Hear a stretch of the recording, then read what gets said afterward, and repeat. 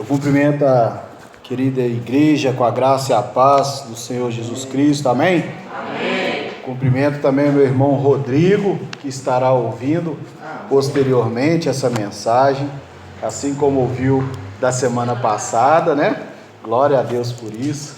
Essa semana também ele estará ouvindo, ele está ali presente conosco, mas como já é de conhecimento de todos, ele não está ouvindo. Mas nós estamos gravando as mensagens, mandando para a Eliane, para ele poder ouvir as mensagens depois, né? Graças a Deus, que Deus abençoe você, Rodrigo, toda a sua família, continue abençoando, amém? Abra sua Bíblia aí comigo em Lucas, no capítulo 22, Lucas capítulo 22,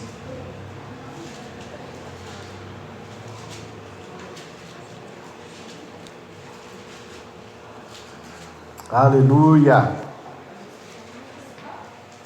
Nós vamos ler versículo 31, 32 e 33.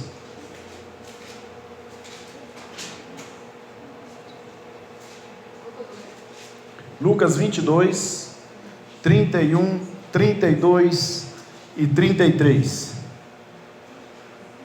Diz assim: amém? Amém. Então o Senhor disse: Simão, Simão, Satanás pediu para peneirar cada um de vocês como trigo. Contudo, supliquei em oração por você, Simão, para que sua fé não vacile. Grife isso aí na sua Bíblia. Grifa isso aí. Para que a sua fé não vacile. Portanto, quando tiver se arrependido, grifa isso aí também, e voltado para mim, grifa isso aí também, fortaleça seus irmãos. Pedro disse: Senhor, estou pronto a ir para a prisão e até a morrer ao seu lado. Pai, mais uma vez queremos te agradecer, sabendo que a tua palavra que renova todos os dias, ela estará renovando mais uma vez a nossa fé, o nosso entendimento, o nosso coração, para que sejamos transbordantes da tua fé, para que sejamos transbordantes do teu amor todos os dias, Pai. Então, por isso te agradecemos, Pai, em nome de Jesus, amém. Glória a Deus. Eu queria dar início recitando uma frase de um escritor, Stanley Jones. Ele diz assim: o maior inimigo do cristianismo não é o anticristianismo, mas o subcristianismo. Esse é o maior inimigo do cristianismo. Às vezes nós estamos querendo lutar contra o anticristo. Não é contra o anticristo que nós devemos lutar, mas sim o subanticristo, o subcristianismo, esse que nós devemos lutar.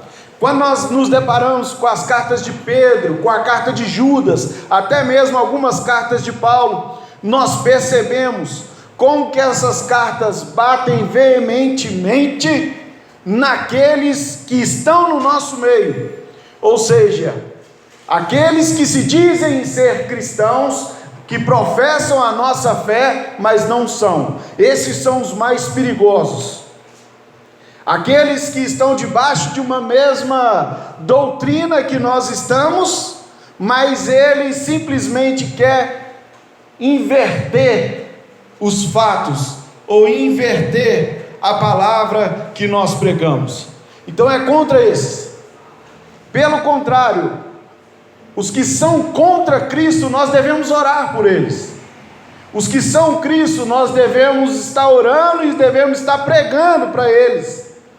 Agora, os que praticam, como diz esse escritor, o subcristianismo, esses são perigosos. E é com isso que eu quero me atentar com você nessa noite com duas palavras, ou dois temas, se assim eu posso dizer, que nós iremos trabalhar nessa noite, que é a traição e a falsidade. Hoje é uma noite de ceia do Senhor, e nós sabemos o que aconteceu, tanto a traição quanto a falsidade aconteceu, momentos antes da ceia do Senhor, e momento depois também da ceia do Senhor. Lá em Lucas, onde nós acabamos de ler, no capítulo 22, no versículo 1, começa falando sobre uma festa. No capítulo 22, que nós lemos aí, só que lá no versículo 1, vai começar falando que estava para chegar uma festa que era comemorado, que o povo judeu tinha o costume de comemorar, que é a festa dos pães sem fermento. A festa dos pães sem fermento. Diz assim no versículo 1 que a festa dos pães sem fermento, também chamada de Páscoa, estava próxima, ou seja, se aproximava.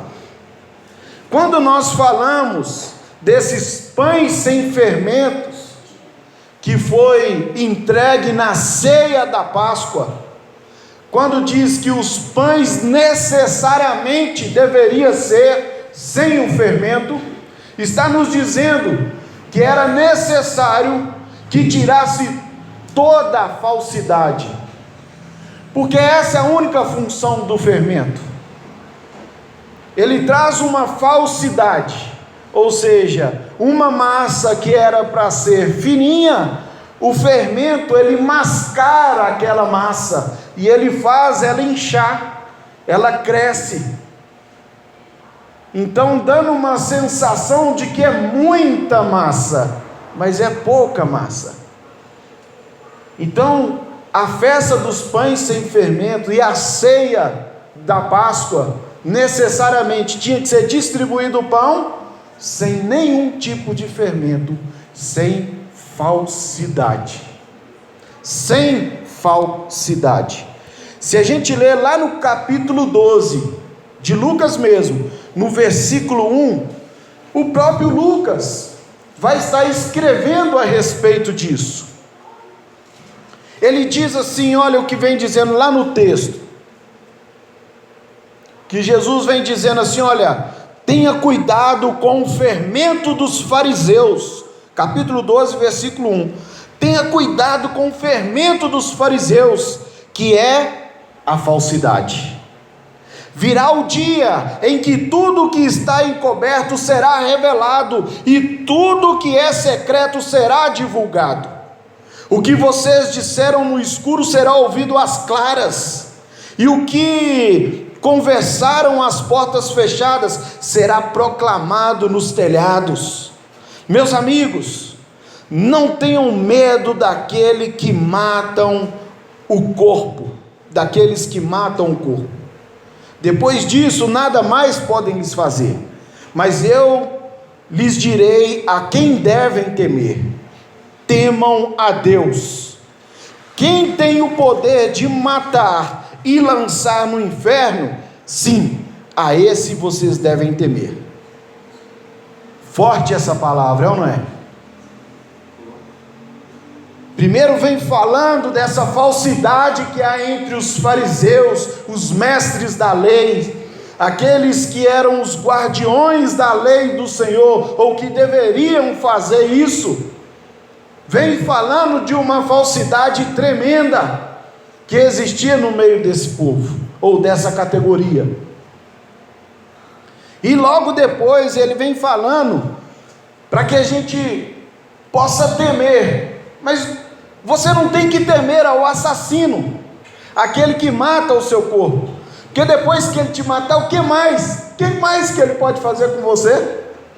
Ele pode fazer mais alguma coisa com você? Pode fazer mais nada, ele já te matou. Então vem falando assim o texto. Agora vocês têm que temer a Deus, porque Deus sim, além de poder te matar, Ele também pode te dar uma outra morte, a segunda morte, a morte espiritual, e te lançar no inferno. Sabe uma coisa que eu fico espantado, igreja? Parece que nós estamos vivendo esse tempo de esfriamento espiritual, e que de fato estamos vivendo, isso é a igreja no mundo está vivendo, esse período de esfriamento espiritual. Eu acredito que isso seja por causa de uma onda que chegou dentro das igrejas, de massagear o ego das pessoas, em apenas se pregar que Deus é amor, mas esqueceu que Ele também é fogo consumidor. Pregar que Deus é amor, mas também Ele é justiça, e que a gente não precisa de temer a Deus, porque Ele é misericordioso, porque Ele é perdoador, porque Ele é o galardoador. Sim, Ele é isso tudo, mas Ele também é Pai, e o Pai se preocupa com seus filhos. Ele castiga a quem Ele ama, Ele disciplina aquele a quem Ele ama. E nós precisamos de voltar a essas mensagens, porque a igreja está assim: bom, eu negligenciei e nada aconteceu, então está tudo de boa. Só que o juízo que está sendo prometido não é agora não. Talvez alguém possa até colher pelo seu pecado que cometeu, pela sua falha, pela sua negligência, instantaneamente, no outro dia, 2 dias, 3 dias, 1 mês depois, 1 ano depois, mas que nós conhecemos o juízo que nós devemos temer, ainda não chegou, e esse sim nós devemos temer, porque esse é o que nos lança para o inferno. Esse eu preciso temer. Eu preciso de ter esse certo medo de ir para o inferno. Mas eu negligenciei na igreja e nada aconteceu. Ficou tudo de boa, ficou tudo tranquilo. Deus, Ele vai nos castigar se nós negligenciarmos a nossa fé. Deus, Ele vai nos castigar, Ele vai nos disciplinar. Vai sim. A palavra lá em Hebreus, no capítulo 12, no versículo 10, diz assim, pois os nossos pais nos disciplinaram por alguns anos, como eles julgaram melhor. Eu faço isso, hoje com a Nívia já não faço mais, porque agora é ela e o Vinícius, mas até hoje ainda de vez em quando dou um puxãozinho de orelha nela. A Júlia, eu preciso de disciplinar a Júlia, mas por qual motivo? A gente, o pai às vezes dá os motivos porque está disciplinando, ou porque que está retirando alguma vontade da criança. Às vezes nós damos justificativa e às vezes nós não damos justificativas, simplesmente por causa da nossa experiência de vida. É isso que a Bíblia está falando. Os pais, por algum tempo, eles disciplinaram os seus filhos. Eu disciplinei a Nívia, agora já não disciplino mais, mas ainda tem a Júlia, foi por algum tempo, e eu disciplino ela conforme eu entendo, como eu julgo ser melhor. Mas a Bíblia está dizendo assim: mas a disciplina de Deus é sempre para o nosso bem, a fim de que participemos da sua santidade. Segui a paz com todos e a santificação, sem a qual ninguém verá a Deus. A gente só lê esse texto, não é? Vamos voltar um pouquinho, vamos ver isso aqui, que Deus, Ele vai nos disciplinar, porque a Bíblia diz que Ele disciplina aquele que Ele ama, aquele a quem Ele ama. Ele castiga sim aquele a quem Ele ama, porque a disciplina dele é em volta do amor, é em volta de um cuidado especial para conosco, e não por maldade, e não simplesmente por um castigo severo, mas para que nós possamos acordar, que a gente possa se levantar nós possamos nos levantar do nosso conforto, ou parar de fazer as coisas erradas que nós estamos fazendo continuamente, dia após dia, e voltar para a vontade dele. Essa é a verdade. É isso que Deus quer de nós. No versículo 2, vem dizendo assim: os principais sacerdotes e mestres da lei tramavam uma forma de matar Jesus, mas tinha medo da reação do povo. A Bíblia está dizendo que havia uma falsidade no coração dessa categoria, nos mestres, nos sacerdotes, que estavam ali planejando algo para tirar a vida de Jesus. Sabe qual que era o medo deles? O povo. Se a gente matar, o povo volta, se revolta contra nós. E agora, o que nós vamos fazer? Essa era a trama. Essa era a trama. Quando ouvia os sermões de Jesus, ficava ouvindo de longe e não faziam nada, não falavam nada. Mas nos bastidores, o que nós vamos fazer para acabar com a vida desse homem? Falsidade.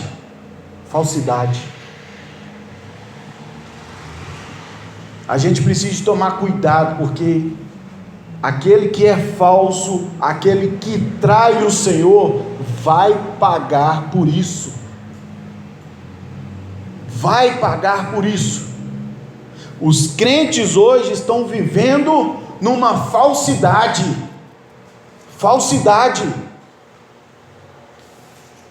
Não estão vivendo um evangelho íntegro, um evangelho correto, completo. Não estão vivendo. Por quê? Por causa de um período em que o nosso ego foi massageado, com palavras do tipo receba, com palavras do tipo tome posse, como palavras do tipo dê ordem, ordene, determine, e isso vai acontecer na sua vida. Nós vivemos esse período que o nosso ego foi massageado e perdemos, nós a igreja, nós perdemos o temor a Deus, a ponto de acharmos que nós damos ordem a Deus, como se Deus fosse um cachorro e eu mando, Deus tem que fazer.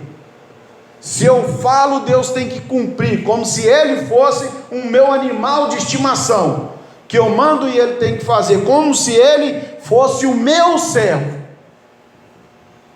como se Ele fosse o meu empregado. Aí hoje vivemos esse período de falsidade, porque achamos que temos todo o poder, que podemos negligenciar, que podemos ser falsos, que podemos ser traidores de Cristo, e nada vai nos acontecer, porque até então nada aconteceu. Mas essa mensagem era para nos alertar, que o julgamento não é agora, o castigo você não vai receber agora, porque um capítulo anterior, ou seja, no capítulo 21, vai estar falando de um período terrível, quando fala assim, olha, haverá guerras de nação entre nação e de reino contra reino. Você já parou para pensar por que fala isso? Nação contra nação, reino contra reino. Está falando de nação contra nação. Hoje nós podemos perceber isso, porque está falando de um país contra outro país. Vai acontecer essas guerras, e um reino contra outro reino, o reino dos céus contra o reino da terra, o reino dos homens, o reino do mundo vai haver uma guerra, e essa guerra está acontecendo. Está acontecendo a guerra entre nação contra nação, e está acontecendo guerra entre o reino de Deus e o reino do mundo. E lá vai estar falando de várias coisas, ai das grávidas, aquele mesmo texto que está lá em Mateus capítulo 24, bem semelhante. Ai das grávidas, aquelas que estiverem amamentando nesse período, vai chegar um dia, um juízo, porque até então isso é só o princípio. Talvez o que nós estamos vivendo hoje, esse mundo doido que nós estamos vivendo hoje, é só o princípio, essa loucura. Acho que eu nem falei para a Nívia, anteontem recebi uma ligação, tem 2 notícias tristes para te dar. Falei, ai meu Deus, lá vem, né? O que foi? Primeiro, um amigo meu, minha esposa está internada, fez uma cirurgia na perna, saiu, depois foi para casa, caiu no banheiro, tive que voltar com ela e está com um problema lá, parece que deu uma infecção. E a outra notícia é que mataram o Vitinho, ou Vitor, que era um menino da idade da Nívia, que era da salinha da Nívia, lá na igreja, onde nós congregávamos, era do ministério infantil, junto com a Nívia. O tio dele é nosso padrinho de casamento, a mãe dele, pessoa sensacional. Você olhava para o menino, você falava assim, ó, ele era novinho, bem novinho na época, você olhava e dizia, esse menino já é um nerd, o menino já era um nerd. Ele conversava com a gente, ele já era um nerd. Eu pensei, esse menino vai ser tudo de bom, esse menino vai ser um cara excelente. Cresceu, se envolveu com amizades erradas, tomou 28 tiros, gente, 28. Nós estamos vivendo um mundo doido, maluco, tudo doido, está tudo, e é só o princípio, aí sim virá o dia, como relata a Bíblia, o dia da vingança do Senhor, o dia da vingança, em que Ele julgará aqueles que negligenciaram, aqueles que acharam que vai dar nada não, aqueles que acharam que, será que existe inferno mesmo? Aí sim virá esse dia. Quando vier esse dia, como haverá sofrimento, então nós não podemos viver, feche, tampe todas as brechas, o máximo que você puder,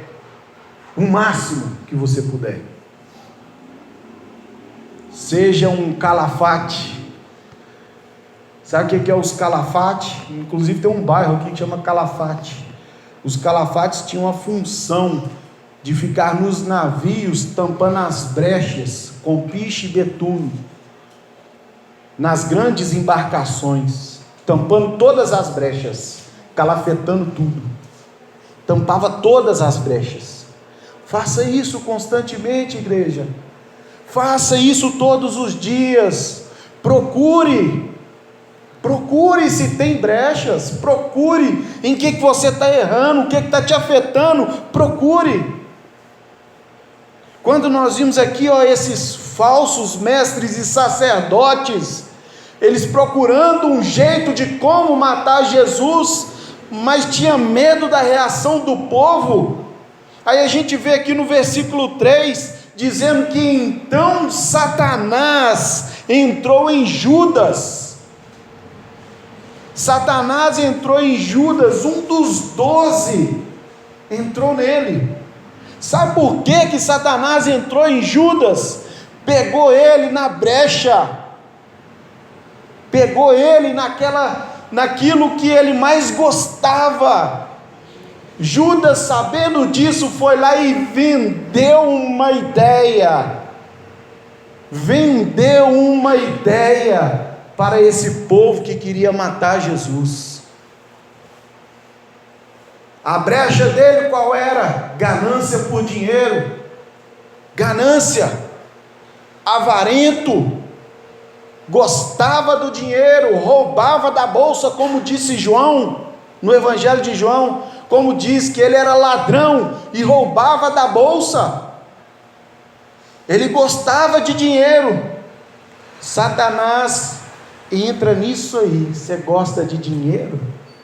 Vai lá e vende uma ideia para os sacerdotes. Você lembra que Jesus, o que Jesus fazia? Ele ficava ensinando nas sinagogas o dia inteiro, e no templo, o dia inteiro ensinando no templo e nas sinagogas, e de noite, o que ele faz? De noite ele vai lá para o Monte das Oliveiras orar. Você sabe disso, cara.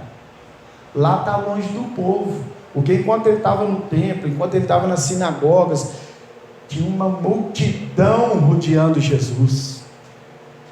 Agora, na hora da oração, era só Jesus e os discípulos, de noite, na calada da noite, no Monte das Oliveiras, lugar deserto, ninguém vai lá. Judas vai lá e vende essa ideia, traz Jesus. Quantos de nós temos traído Jesus por causa de dinheiro, por causa de oportunidades? Quantos de nós temos traído Jesus? As pessoas o tempo todo ficam oferecendo dinheiro para você, querendo que você use do seu caráter para difamar o próprio Jesus, para que use da sua pessoa, melhor dizendo, para difamar o próprio Jesus, com as suas ações. Um dia desse aí eu recebi uma ligação, acho que eu até falei isso aqui, não me lembro, mas recebi uma ligação não, uma mensagem, de noite, tarde da noite: poxa, precisando de falar com você. Aí eu, na brincadeira: é o que? Tu querendo me emprestar dinheiro? Estou precisando mesmo. Não estou querendo te emprestar dinheiro, eu quero te dar dinheiro. Eu falei: gente, rapaz, me liga agora, não deixa para depois. me ligue aqui. Ele chegou e falou assim: olha, vou te dar R$600 para você postar umas coisas aí no seu Instagram e no seu status. R$600. Durante acho que seriam 6 dias. Durante 6 dias, ou seja, R$100 por dia. Só para você postar algumas coisas que eu te mandar aí no seu Instagram. Só para você postar. Aí eu peguei e falei: olha, você não leva a mão não, esse dinheiro iria vir numa hora excelente, muito boa, mas eu não gosto dessas coisas. Quando já começa assim, vou te dar um dinheiro para você falar, eu não gosto de ficar na mão das pessoas desse jeito, sabe? Não gosto. É uma coisa muito subjetiva que ele estava querendo de mim, muito subjetivo. Ele começa a me mandar coisas que depois ofendem a minha fé, ou pelo menos a minha forma de pensar, que ofende a minha forma de pensar. Eu estaria indo contra o meu próprio entendimento, aquilo que eu acredito. Eu falei assim: sinto muito, mas eu não aceito. Não, eu entendo, então, ok, obrigado. E eu falo isso, gente, às vezes é outras coisas. Às vezes a pessoa te oferece um dinheiro para você fazer algo que vai prejudicar a outra pessoa. Você sabe que vai prejudicar a outra pessoa, aí você vai lá e faz a si mesmo, ainda que seja algo que seja lícito, não seja ilícito, mas você sabe que vai prejudicar uma outra pessoa, você vai lá e faz. A gente vai lá e faz. A gente traz Jesus por causa de poucas coisas, é por causa de moedinhas mesmo, é por causa de um momento de prazer, um momento de diversão. A gente traz Jesus. A igreja está atraindo Jesus. Nós estamos vivendo lá naquela época lá de Oséias, sabe? A igreja está se prostituindo. A igreja está se tornando uma grande prostituta. Nós estamos traindo a confiança de Jesus.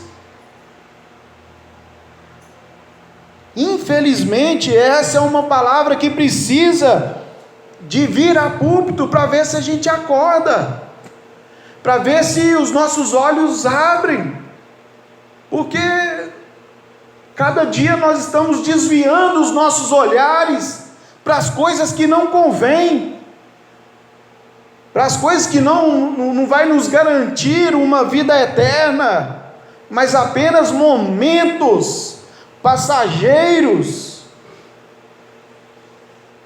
Eu estou me preocupando mais com o que é passageiro do que com o que é eterno. Ou eu acredito que a eternidade existe, ou eu não acredito. Se você ficar nesse meio termo, já viu aquela charge, por que Satanás não fala nada quando a pessoa está em cima do muro? Porque o muro foi ele que construiu. Ele não precisa de ficar insistindo. Eu preciso de me posicionar, de me mostrar de que lado que eu estou, se é do lado do bem ou se é do lado do mal. Não adianta. Não adianta. Olha para você ver aí, discorrendo aí na história do capítulo 22, a gente sabe aí que os sacerdotes ficaram super satisfeitos por causa da ideia de Judas, concordou, né, em procurar essa oportunidade para trair Jesus. Judas deu a oportunidade para eles. Chegou o dia da festa que nós iniciamos a palavra, dos pães sem fermento. Chegou o dia, então eles tinham, no dia da Páscoa, tinha que fazer a ceia. Jesus pega e fala assim: olha, vai lá e prepara o lugar para nós. Mas e aí, Senhor? Onde nós vamos preparar o lugar? Olha, vocês vão entrar na cidade, vocês vão encontrar um homem carregando uma bacia. Esse homem vai entrar numa casa, entra atrás dele. Lá vai ter um salão no segundo piso da casa, muito grande, tudo já vai estar preparado. Diga para ele: o meu mestre vai vir comer aqui, que tudo esteja preparado. Quando a gente ouve uma palavra dessa, a gente precisa despertar de que Jesus, ainda que 100% homem, 100% Deus, mas ainda com a sua humanidade, ele já conhecia todos os nossos caminhos. Ele já sabe por onde nós vamos passar, por onde nós vamos entrar e qual decisão nós precisamos de tomar. Tanto que ele já sabia que no momento que os discípulos chegassem, eles iam ver um homem carregando uma bacia. Ele conhece os nossos caminhos.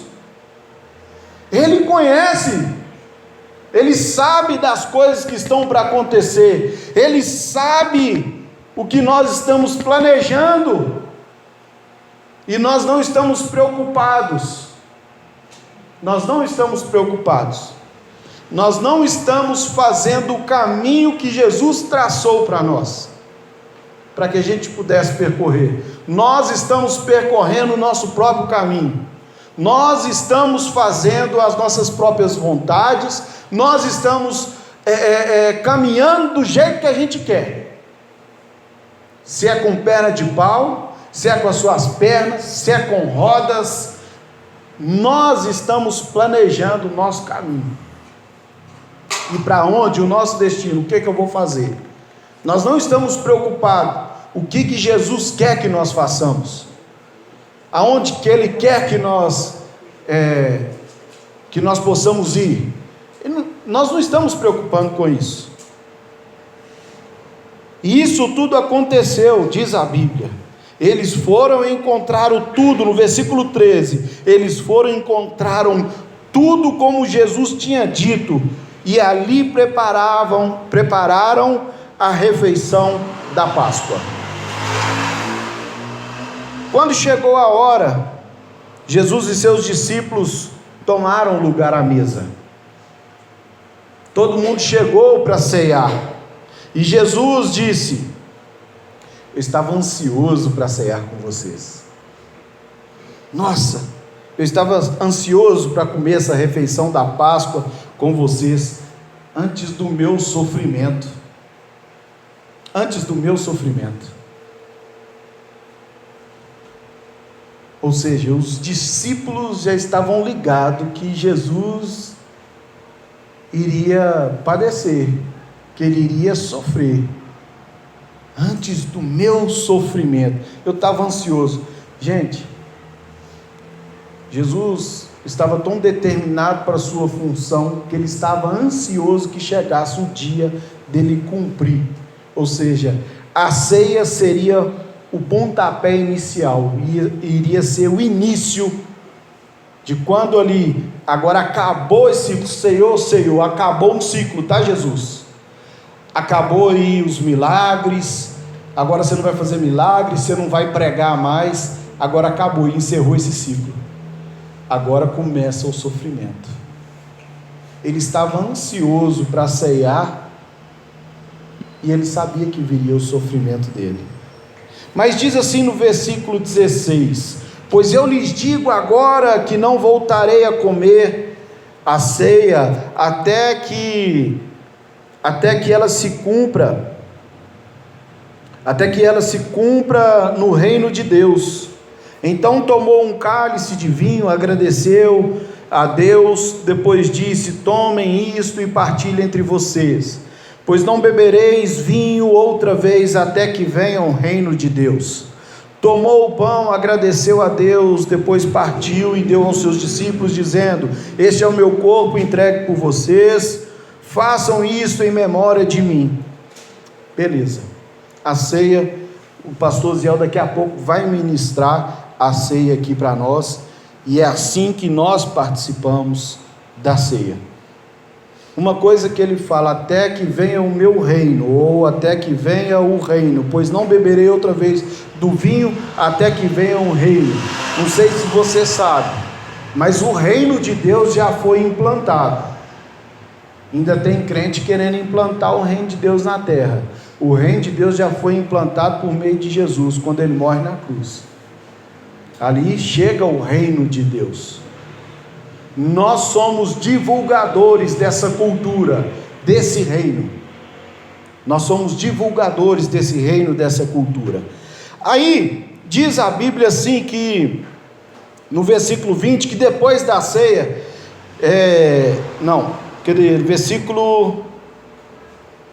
versículo 21, depois que ele serve a ceia, ele fala assim: mas aqui, partilhando da mesa conosco, está o homem que vai me trair. Todos ficam ali e começam a se perguntar: mas quem que é? Imagina. Vem cá, pastor Ziel, vem cá, Gui, chega aqui, faz de conta que nós estamos aqui numa rodinha aqui, nós estamos participando aqui da ceia. Aí de repente, será que ele é traidor? Você é traidor? Você é traidor? A Bíblia diz, depois que eles cearam, que Jesus falou assim: só que aqui no meio de nós, aqui tem um traidor. Ou é o pastor Zé, ou sou eu, ou é o Gui. E nós estamos aqui discutindo: será que é? Entre nós aqui, será quem que é? Será quem que é? De repente, mas aqui, mudando o assunto, Jesus, quem que você prefere mais? Quem que é o maior aqui entre nós aqui? Quem que é o melhor aqui entre nós? Quem que é? De nós aqui, de nós três aqui, Jesus, quem que é o melhor? Obrigado, gente, pode sentar. Imagine só, Jesus está falando que ele vai sofrer, que tem um traidor ali no meio dele, do meio deles, que vai trair ele para que ele passe pelo sofrimento, que ele vai morrer, e eles preocupam ali na hora, só perguntam: será quem que é? Será quem que é? Será quem que é? Mas aqui, mudando o assunto, quem que é o melhor aqui entre nós, Jesus? Estão preocupados com eles. Quem que é o melhor? Os caras tiram o foco de Jesus, eles tiram a atenção de Jesus. Jesus está falando que ele vai padecer, que ele vai sofrer, e que o traidor que vai entregar ele está ali, e eles estão preocupados quem vai ser o melhor. Você identifica isso com alguma coisa? Jesus sofreu, morreu na cruz por nós, e nós estamos nos preocupando e matando uns aos outros aqui, querendo um ser melhor do que o outro. É assim que as coisas estão andando, gente.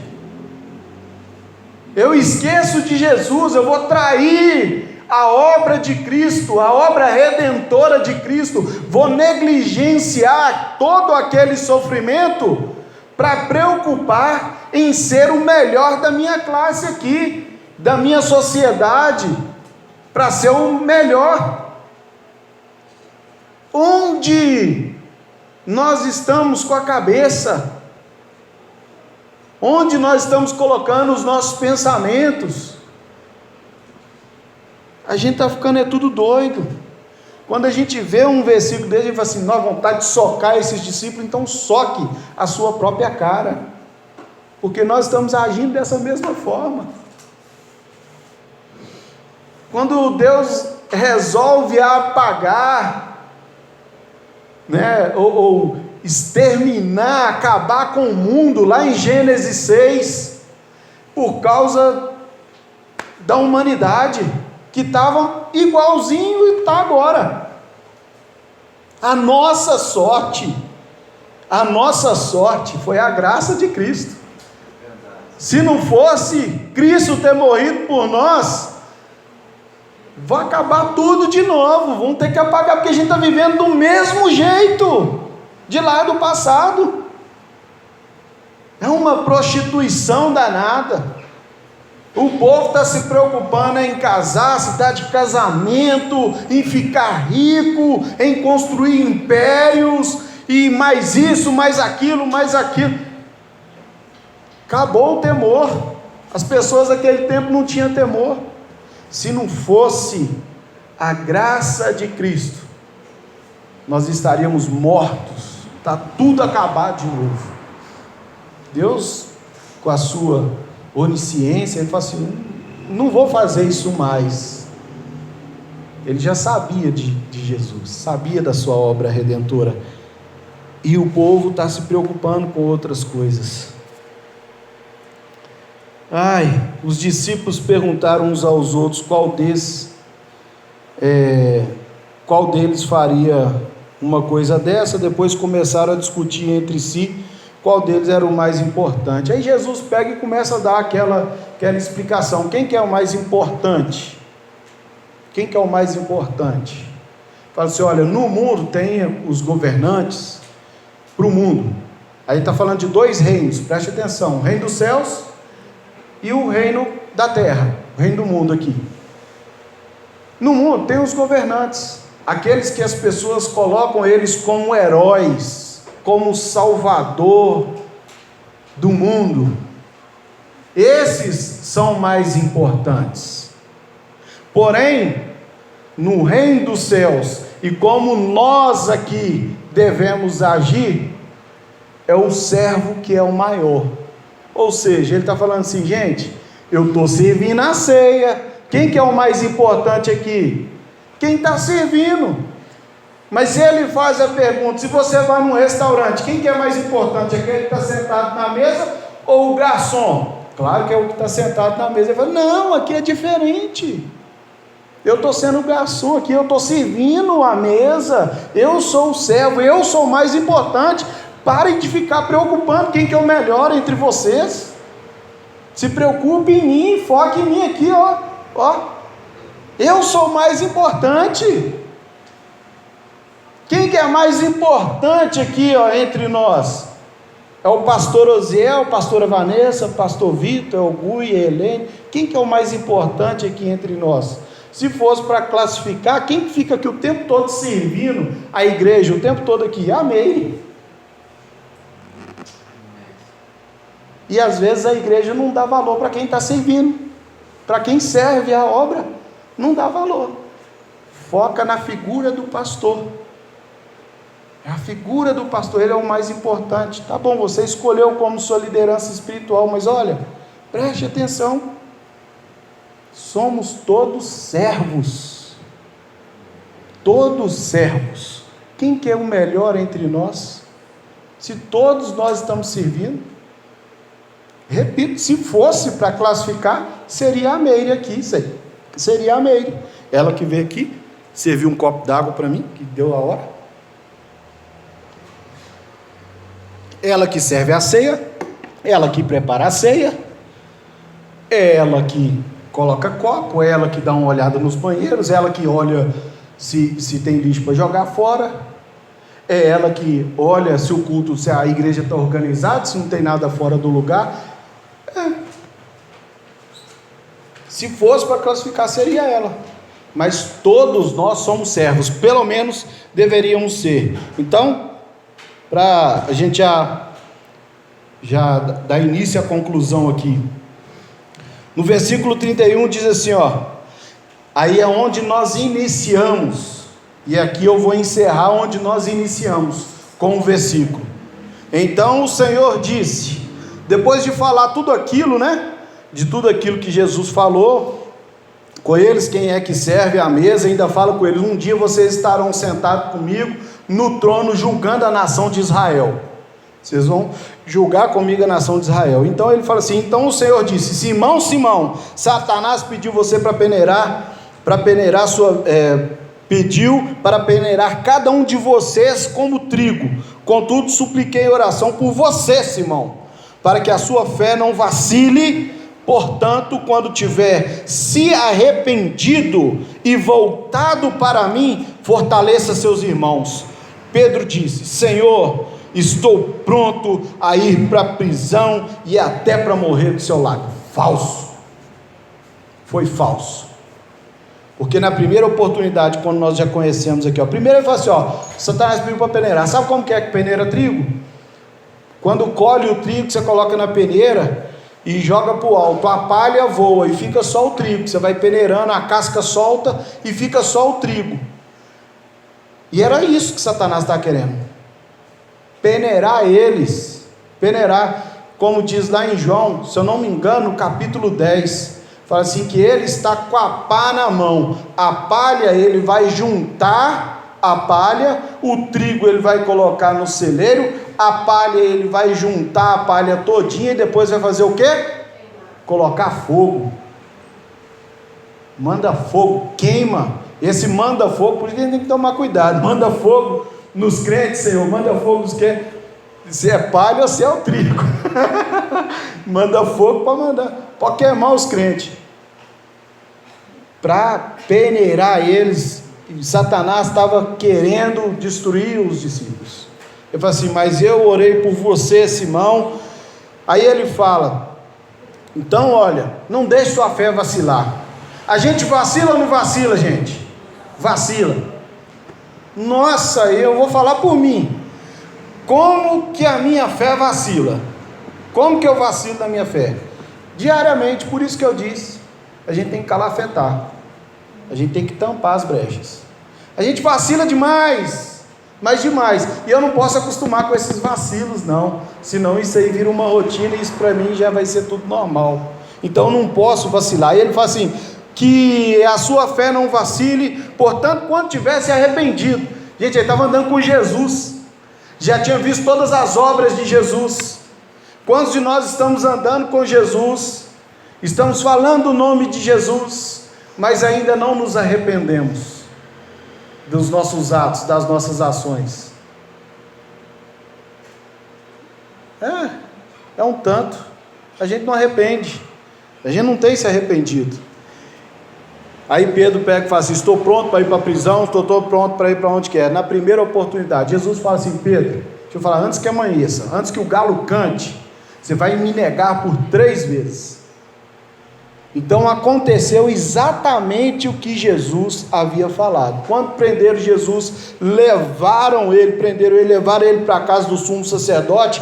Pedro foi seguindo Jesus, foi seguindo para ver onde que eles iam levar. Na hora que chegou lá na casa do sumo sacerdote, para eles poderem ver o que ia fazer com Jesus, os guardas acenderam uma fogueira. A luz da fogueira brilhou no rosto de Pedro. Uma mulher viu e falou assim, olha, aquele ali estava com ele também. Não, eu não. Depois aparece outro, olha, esse aí estava com ele. Não, eu não. Depois aparece outro, você estava com Jesus, esse estava com ele. Não, eu não estava não. De repente Jesus passando assim, olhou para ele, o galo cantou e Jesus lembrou. Ele negou Jesus por 3 vezes. com medo da morte física, mas não estava com medo da morte eterna. Segunda Coríntios, no capítulo 7, versículo 8. Vou falar desse arrependimento e aqui eu encerro. 2 Coríntios 7, 8. Não me arrependo, olha o que Paulo está dizendo. Olha o que Paulo fala para os coríntios. Não me arrependo de ter enviado aquela carta severa para vocês, embora a princípio tenha lamentado a dor que ela lhes causou, ainda que por algum tempo. Agora, porém, alegro-me por tê-la enviado, não pela tristeza que causou em vocês, mas porque a dor os levou ao arrependimento. Foi o tipo de tristeza que Deus espera de seu povo, portanto, não lhes causamos mal algum, porque a tristeza que é da vontade de Deus conduz ao arrependimento e resulta em salvação. Não é uma tristeza que causa remorso, mas a tristeza do mundo resulta em morte. Gente, quando eu li esse versículo esses dias, falei, gente, agora eu tenho algo plenamente definido em mim sobre arrependimento e remorso. Que às vezes a gente fica meio engasgado ali para explicar sobre o arrependimento de Pedro e o remorso de Judas. A gente fala, poxa, mas Judas ele se arrependeu. Ele se arrependeu por ter entregado Jesus, tanto que ele foi lá devolver as moedas e tal. O cara se arrependeu tanto que suicidou. Não, ele teve remorso. Agora Pedro, por causa de ter negado Cristo 3 vezes, ele se arrependeu. Ele se arrependeu. Ele negou Cristo e se arrependeu. Eu escrevi aqui, arrependimento é um erro cometido que causa dor. Presta atenção, arrependimento é um erro cometido que causa dor e faz-nos entregar a tristeza ao reino de Deus. Esse é o arrependimento. Eu errei, eu cometi um erro, esse erro me causa uma dor e me faz entregar essa tristeza no reino de Deus. Agora, o remorso é um erro cometido que causa dor também, o início é a mesma coisa, e faz nos entregar a tristeza ao reino do homem. Esse é o remorso. Ou seja, eu escrevi aqui exatamente as mesmas coisas, só que reino de Deus e reino dos homens. Reino de Deus e reino do homem. Quando eu entrego a minha tristeza de culpa para Deus, há consolo e perdão. Quando eu entrego minha tristeza de culpa para o mundo, há autocondenação e sentença. E foi isso que aconteceu com Judas. Ele se autocondenou e ele mesmo se sentenciou, suicidando. Então, a gente vacila. O que eu falei aqui, a gente vacila muito, a nossa fé vacila muito. Mas preste atenção. 2 exemplos aqui, um de Judas e um de Pedro, os dois vacilaram, mas olhe para o final, não olhe para o momento do vacilo. Eu e você vacilamos todos os dias, mas quem que eu quero ser lá na frente? O que eu quero fazer lá na frente? Quando eu erro, vou ficar me lamentando, murmurando, lamuriando, e a ponto de desenvolver doenças em mim, a ponto de me suicidar? Ou eu vou me arrepender, entregar a Deus e mudar e fazer uma grande transformação, mesma coisa que Jesus tinha pedido lá para Pedro: fortaleça os seus irmãos. O que eu vou fazer? Eu prefiro ficar com o exemplo de Pedro, que logo depois foi o homem que foi considerado como fundamento, a pedra, o Pedro, a pedra que foi o fundamento da igreja, que em pregações ganhou 3.000 almas, depois 5.000 almas, com poucas palavras, com algumas palavras. Era um homem que passava uma noite e um dia inteiro pregando e falando do amor de Deus, e as pessoas ouviam ele pregar. Quem que eu quero ser? Ainda que lá no futuro, como Pedro foi morto, ainda que eu possa padecer por causa da obra que eu estou fazendo, eu tenho que ter uma consciência, que ainda que o malfeitor me faça mal para esse corpo que ainda se corrompe, mas o meu espírito que foi salvo por Jesus, ele não pode fazer nada. Tenha essa consciência. Volte à igreja, volte para o amor de Deus. Igreja, desperte, pare com essas coisas que estão distanciando a gente, com essas massagens de egos. Pare com isso. E agora sim eu passo a palavra para o pastor Ziel. Só peço uma coisa, e o que a Bíblia está pedindo: ainda que você não exerça um ministério aqui, que você não serve aqui dentro da igreja, não faça nada, fortaleça os seus irmãos. Só isso aí já é o suficiente. Fortaleça os seus irmãos, porque vacilamos todos os dias. Amém? Deus abençoe, em nome de Jesus.